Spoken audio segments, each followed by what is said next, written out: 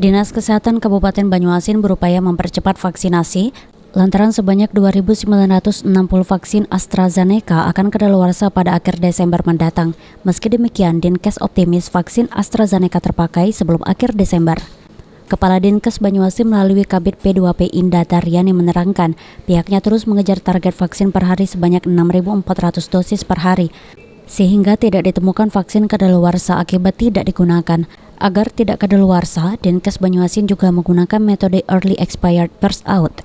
Lebih lanjut, Indah menjelaskan hingga saat ini belum ditemukan vaksin kadaluarsa sebelum digunakan di gudang penyimpanan vaksin milik Dinas Kesehatan Banyuasin. Kemudian untuk AstraZeneca yang akan mungkin expired dalam waktu dekat di akhir Desember ada sekitar 2.960 dosis. Nah, sudah tersebar di puskes. Agar tidak expired dan belum kita gunakan, seperti apa mekanismenya, Bu?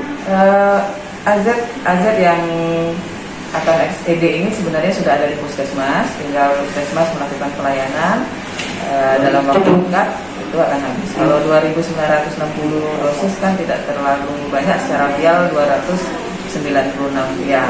Puskesmas juga selalu diingatkan untuk pertama menggunakan yang akan expired dengan prinsip early expired terus out gitu ya. Jadi yang expirednya awal itu akan digunakan terlebih dahulu. Dan itu diingatkan terus ke puskesmas.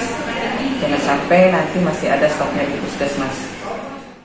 Dari catatan Dinas Kesehatan Banyuasin, sudah 316.231 orang sudah divaksin dosis pertama atau 50% dan 150.467 orang divaksin dosis kedua. Sulaiman, PAL TV.